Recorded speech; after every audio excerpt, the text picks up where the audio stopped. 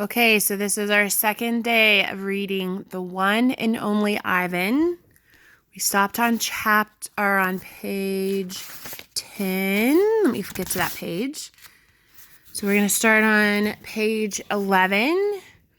As a review, we did an introduction to Ivan, and we found out that he works at a circus and that he's a silverback. What else do you remember?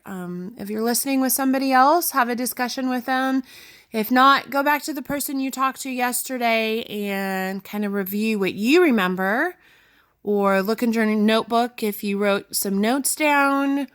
Just do kind of a review of what we read yesterday.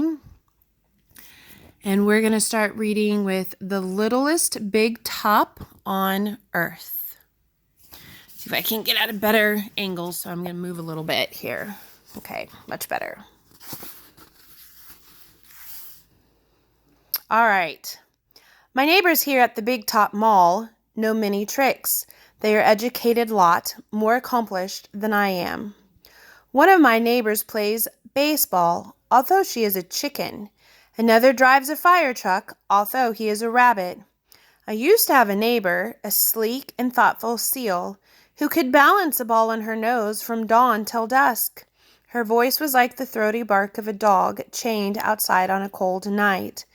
Children wished on pennies and tossed them into her plastic pool. They glowed on the bottom like flat copper stones. The seal was hungry one day, or bored, perhaps, so she ate 100 pennies. Mac said she'd be fine. He was mistaken. Matt calls our show The Littlest Big Top on Earth. Every day at 2, 4, and 7, humans fan themselves, drink sodas, applaud, babies wail, Mac, dressed like a clown, pedals a tiny bike, a dog named Snickers rides on Stella's back, Stella sits on a stool. It is a very sturdy stool. I don't do any tricks. Mac says it's enough for me to be me. Stella told me that some circuses move from town to town. They have humans who dangle on ropes twining from the tops of tents. They have grumbling lions with gleaming teeth and a snaking line of elephants, each clutching the limp tail in front of her. The elephants look far off into the distance so they won't see the humans who want to see them. Our circus doesn't migrate. We sit where we are, like an old beast too tired to push on. After our show, humans forage through the stores. A store is where humans buy things they need to survive. At the Big Top Mall, some stores sell new things like balloons and t-shirts and caps to cover the gleaming heads of humans. Some stores sell old things that smell dusty and damp and long forgotten. All day I watch humans scurry from store to store. They pass their green paper, dry as old leaves and smelling of 1,000 hands, back and forth and back and forth. They hunt frantically, stalking, pushing, grumbling. Then they leave, clutching bags filled with things. Bright things, soft things, big things.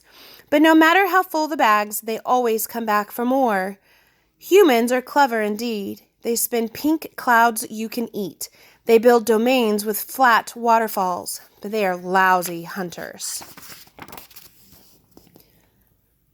All right, gone. Some animals live privately, unwatched, but that is not my life. My life is flashing lights and pointing fingers and uninvited visitors. Inches away, humans flatten their little hands against the wall of glass that separates us. The glass says you are this and we are that, and that is how it will always be. Humans leave their fingerprints behind, sticky with candy, slick with sweat. Each night, a wary man comes to wipe them away. Sometimes I press my nose against the glass. My nose print, like your fingerprint, is the first and last and only one. The man wipes the glass, and then I'm gone. Artist. Here in my domain, I do not have much to do. You can only throw so many me balls at humans before you get bored. A me ball is made by rolling up dung until it's the size of a small apple, then letting it dry. I always keep a few on hand. For some reason, my visitors never seem to carry any. In my domain, I have a tire swing, a baseball, a tiny plastic pool filled with dirty water, and even an old TV. I have a stuffed toy gorilla, too. Julia, the daughter of the weary man who cleans the mall each night, gave it to me. The gorilla has empty eyes and floppy limbs, but I sleep with it every night. I call it Not Tag. Tag was my twin sister's name. Julia is 10 years old. She has hair like black glass and a wide half-moon smile. She and I have a lot in common. We are both great apes, and we are both artists. It was Julia who gave me my first crayon, a stubby blue one, slipped through the broken spot in my glass along with a folded piece of paper. I knew what to do with it. I'd watched Julia draw. When I dragged the crayon across the paper, it left a trail in its wake like a slithering blue snake. Julia's drawings are wild with color and movement. She draws things that aren't real, clouds that smile and cars that swim. She draws until her crayons break and her paper rips. Her pictures are like pieces of a dream. I can't draw dreamy pictures. I never remember my dreams, although I sometimes awake with my fist clenched and my heart hammering. My drawings seem pale and timid next to Julia's. She draws the ideas in her head. I draw the things in my cage.